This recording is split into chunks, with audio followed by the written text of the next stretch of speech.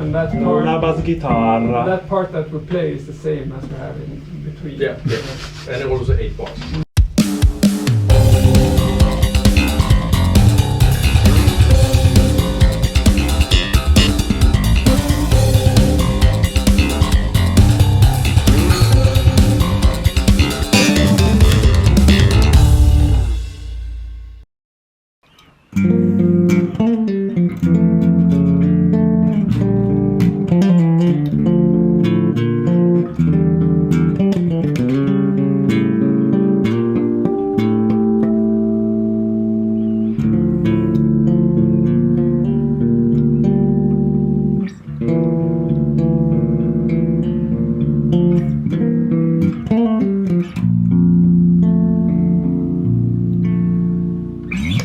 Hey, long time no see. I think all the previous vlogs were mainly about touring and gigs.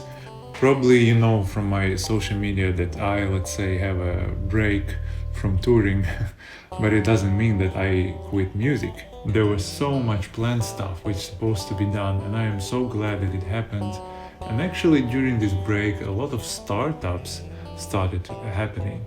And I'll show you in a minute what I'm talking about. As you already know, I have this new project called Waidelotte, and previous year we released our debut LP, which is a bit old for me because the material for the whole album was written, composed back in 2012, I think. So for me it's very morally ancient.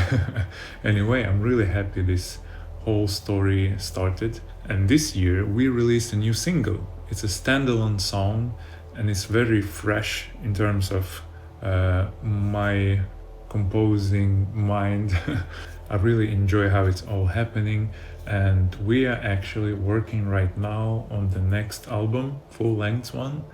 There are some changes in the band membership.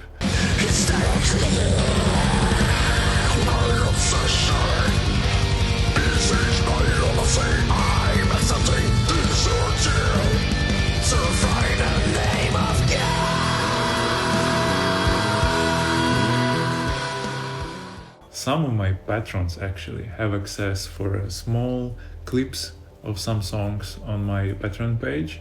We are preparing a really cool conceptual album where each track, each title has its own thing, its own philosophical topic. And at this point I think it's a really cool combination of death metal, black metal, progressive. Still there are a lot of folk, ethnic stuff. So for all fans of Septic Flash, Gojira, Opeth, and more modern black metal, let's say, you'll probably like it.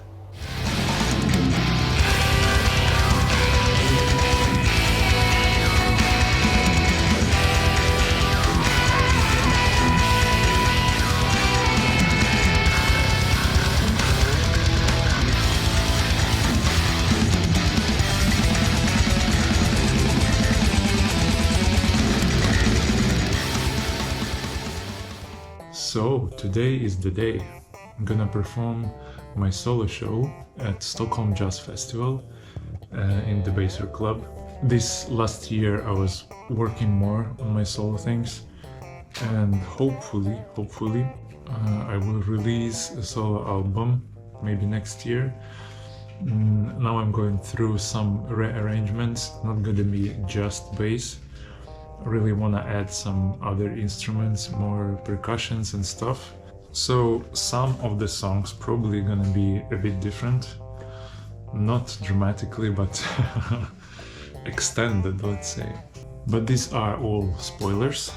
I will not tell you anything else. But I'll show you a bit of today's show. Let's go there.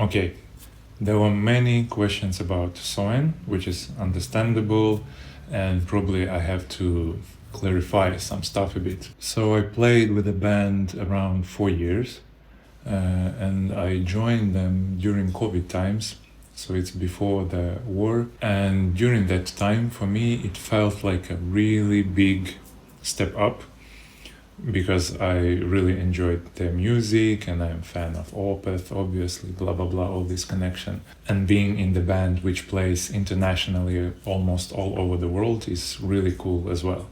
But for me there are two very important moments in all this musical activity. It could be a project which doesn't make much money, but it's very creative, or it's a project where you are kind of locked in, strict rules and stuff, but you make money. So on the creative side, I didn't have much voice. I didn't choose the sounds I want to have on the album. I fight for my bass lines, like for every note. So it felt like a session musician. And on the other hand, I didn't have any royalties. I didn't have any information of how much money the band makes. Some of the gigs were not paid at all, and overall payment was very low. And don't get me wrong, I enjoyed the whole story. I've seen the world, I've been to countries I've never been before. I play the festivals, the shows I've never played before. So it's a very, very big experience. I met people, some connections and stuff. So of course it's a positive side. But on the other hand, unfortunately, these are kind of empty years for me, because I don't have this legacy. What I mean by that I have no royalties from the records I was on, and because the music changed and because there were very strict rules, I didn't show up as a bass player. I want to say huge thanks to all the ex-soen fans which were supporting me all this time, and some of them are still supporting me. You guys are amazing. I still have all the gifts, memories and photos with you, so this is a very bright side of this story. And I hope we'll stay in touch and you will follow my future projects and journey. So thank you guys again. Show must go on.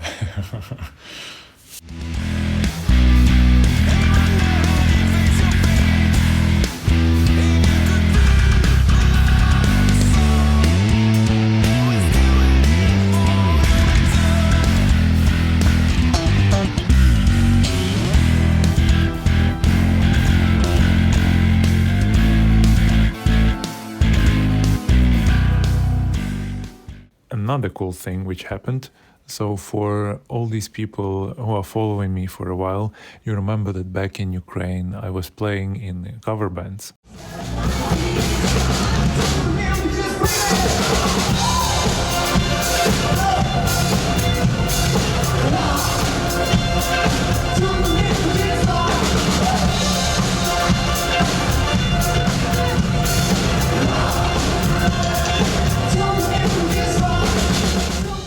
This topic is quite controversial. I don't know why, but many people take this information in a weird way, kinda. But for me, that was the best lesson I actually had. Because playing in a cover band, that means that you are playing very, very different songs, different genres, which means you have to be very versatile. And during that very period of my life, I actually learned how to play ballads. Because coming from rock and metal community, we all used to play these fast riffs and stuff. And when there is a big space, you want to feel it. And together with that, with a great lesson, I was making most of money during that very period. For example, there were some days when we were playing 3 shows the same day.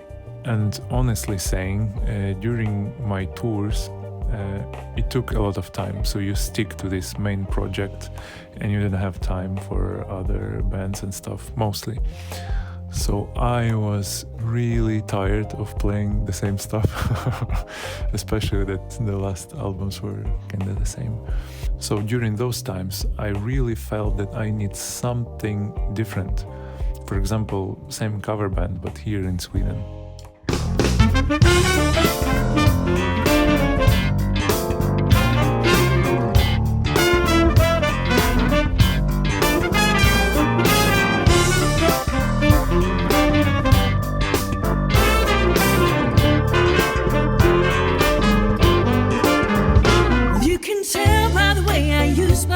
I'm a woman's man, no time to talk. Music loud and women walk. I've been kicked around since I was born. You've probably seen it on my social media already. The band is called Uptown Stories. It's a 7-piece band, so it's a quite a big group of people. And it's so fun because we have so much space for different feels and improvisations here and there. So you feel this freedom, it's an actual jam. And the guys are super nice. We do everything in a very Swedish democratical way. I really enjoyed it. I can finally practice all my chops I already forgot. So if you haven't, check out our Facebook and Instagram page. There are a few short videos there. I think it's pretty fun, and let me know what you think.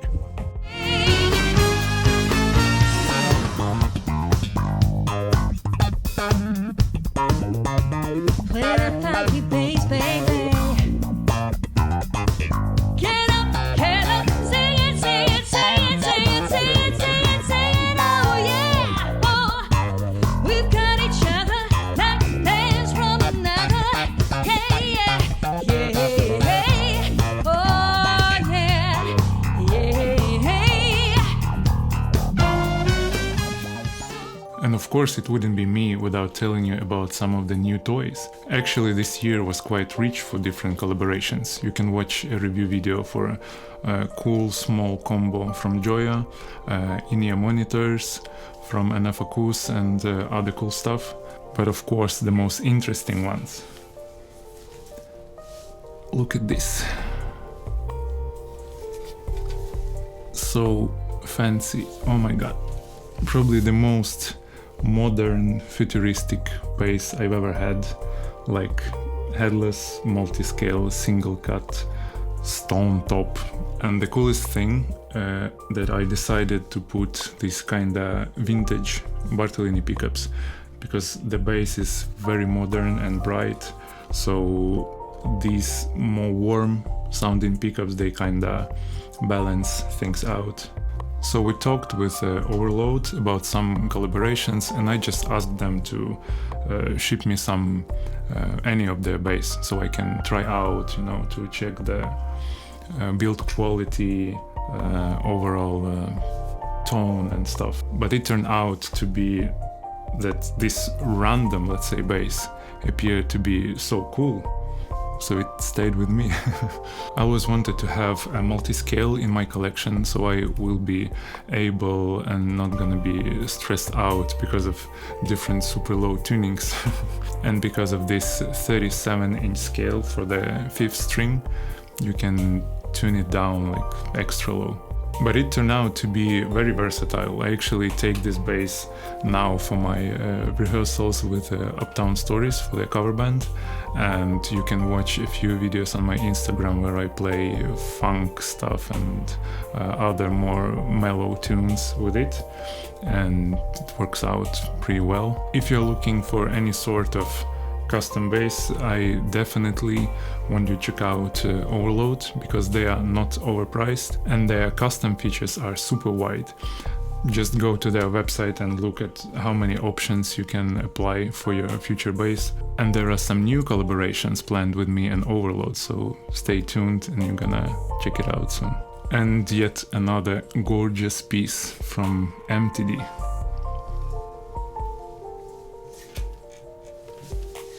6-string this time. So it's kind of the same line as my first MTD, Super 5, which is Kingston. It's import series. which means they are built in China, but every bass is inspected in US. But you also can upgrade pickups, preamp and hardware with the more expensive materials. So I have a proper proprietary Bartolini from MTD, hipshot tuners, ultralight, and 3-band EQ preamp. So by all means, it's very close to the custom US built MTD. If you want to save some money, you'll definitely have to check out this Kingston line, because they offer many options which are not available at other lower priced budget kind of basses.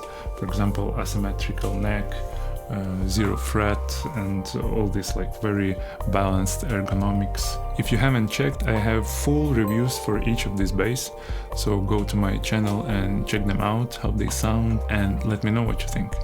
Thanks for watching, guys. I wish you warm and peaceful holidays and a great upcoming new year. I hope we'll see each other soon.